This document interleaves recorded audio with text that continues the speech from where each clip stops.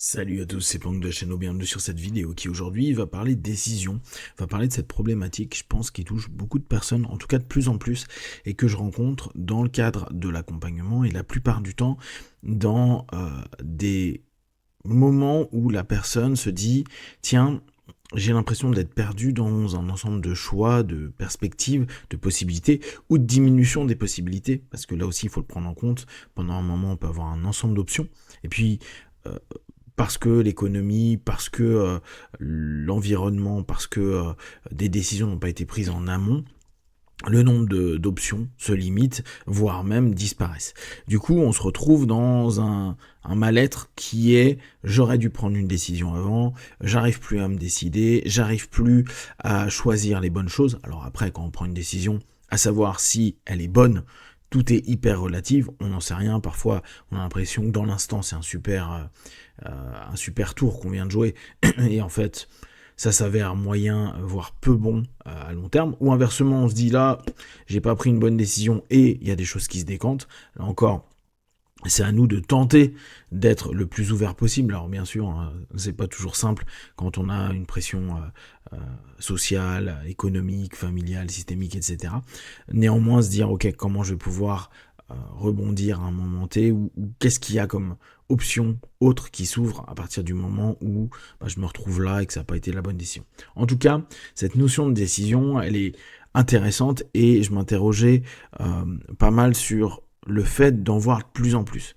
Donc, bien sûr, je suis complètement biaisé parce qu'en ce moment, je suis en train de lire beaucoup au niveau des réseaux sociaux, entre autres le bouquin d'Anxious Generation. Il y a aussi un podcast sur France Culture sur l'impact des écrans qui peut aussi vous intéresser. Il y a plein de choses sur le sujet en ce moment.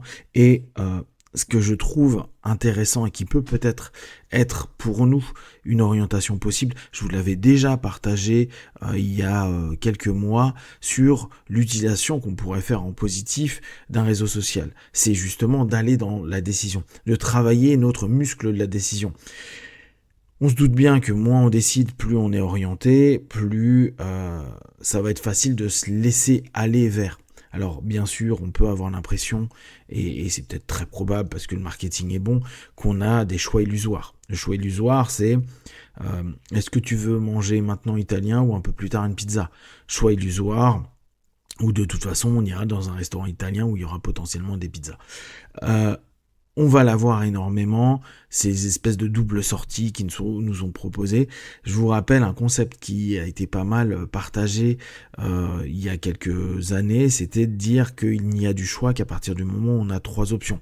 Sinon, automatiquement, on est sur une alternative. Alors déjà, si on arrive à se décider sur une alternative, c'est déjà pas mal.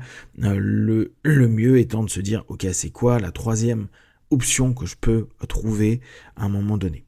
En tout cas, dans cette difficulté qu'il y a aujourd'hui de plus en plus pour beaucoup de personnes à se décider, on peut y mettre la notion des réseaux sociaux ou des algorithmes où justement nous ne sommes plus dans l'acte de décision. Si on prend un Insta, un TikTok et même un YouTube, on va se rendre compte que les flux que l'on a, les propositions qu'on a, surtout si vous avez mis une espèce de notion automatique pour YouTube, ou si vous avez cette habitude à glisser, swiper à longueur de temps, vous allez vous rendre compte que vous ne décidez pas de ce qui va y être après. Il va y avoir une espèce de surprise, il va y avoir en fonction de ce qui a pu vous intéresser à un moment T, ou peut-être le thème dans lequel vous êtes en ce moment, justement cet algorithme qui vous enferme et qui vous donne des éléments qui peuvent vous intéresser, c'est statistique, hein, vous allez regarder des vidéos sur un élément X, il va vous donner des éléments proches de X à un moment donné. Donc, l'idée est déjà de se rendre compte du manque de décision que l'on a au travers des réseaux sociaux, au travers de ce qu'on est en train de regarder.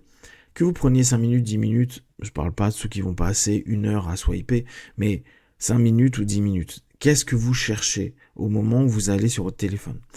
Si c'est juste passer le temps, je suis dans le métro, je suis dans le train, je suis dans le bus, j'ai rien à faire, je vais me divertir. C'est complètement ok, hein, c'est comme avant, on n'avait pas le choix, on ne décidait pas de ce qui allait être diffusé sur un écran de télé. Puis on a eu plusieurs chaînes, ce qui fait qu'on a pu avoir un programme qui nous permettait de prendre une décision. Je sais pas, moi j'ai pu télé depuis longtemps, mais je sais pas si aujourd'hui vous êtes en train de vous décider quand il y a un programme télé.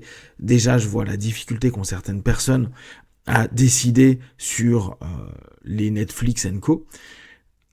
On se rend compte que programmer, c'est intéressant. Se dire qu'est-ce que je vais regarder, qu'est-ce que je veux regarder, qu'est-ce qui m'intéresse, qu'est-ce qui va stimuler mon intellect. Si je passe du temps sur mon réseau, qu'est-ce que je veux prendre comme info?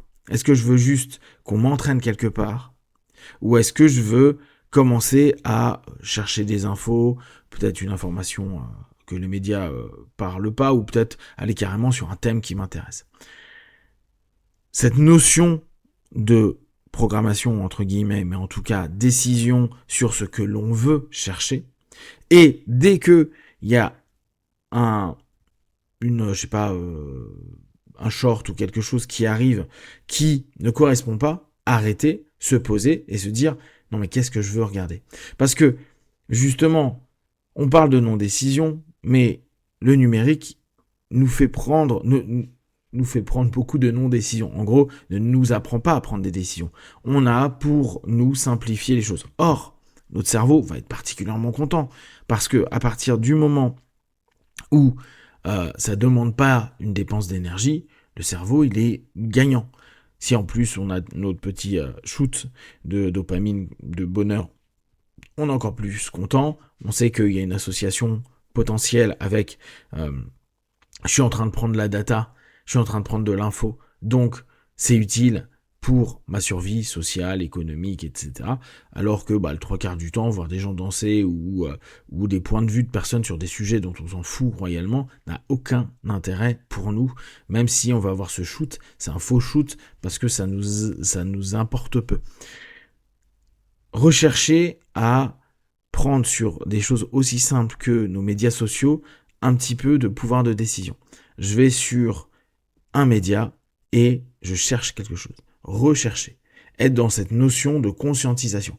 Alors, du coup, ça devient vachement moins fun. Parce que si à chaque fois qu'on arrive sur un sujet qui n'est pas un sujet que l'on souhaite aborder, aujourd'hui l'option décider, ça veut dire que je dois stopper. Je dois prendre la décision de dire stop, je m'arrête, je reviens dans une barre de recherche et je vais à nouveau reposer à ce moment-là ce qui m'intéresse. Mais on se rend bien compte que c'est pas du tout spontané. Bien sûr, les outils qu'on nous a proposés sont complètement faits pour qu'on n'ait pas d'esprit de décision à ce moment-là. Et moi, ce qui m'intéresse, c'est dans le quotidien l'impact. Plus je vois les personnes qui ont du mal à prendre des décisions, plus j'ai cette question de quel est votre rapport aux réseaux sociaux. Qu'est-ce qui se passe? Il y a des gens qui naturellement ont du mal à prendre des décisions. C'est vrai. Mais ça devient vraiment ultra présent. On a l'impression que même des gens qui sont pourtant plutôt des doueurs, des personnes qui ont l'habitude d'aller vers de l'action et de savoir quoi faire, ce qu'on appelait les gens qui savent faire quelque chose, là sont dans du doute et n'arrivent plus à mobiliser un moment, à se dire bon, je vais dans cette direction, il se peut que ce soit pas une bonne direction, je peux déjà programmer des plans A, plan B si c'est pas ok, et avoir du coup un circuit de décision potentiel à venir. Or là, on s'arrête au premier blocage. Je fais quoi maintenant? Je sais pas. Et là, on revient sur aussi le boulot parfois qui est demandé aux praticiens. Dire je dois faire quoi? Alors que nous, notre boulot, c'est pas du tout. On n'est pas des consultants qui allons orienter à dire il faut faire ça. On va dire il y a ces possibilités-là, il y a ces hypothèses.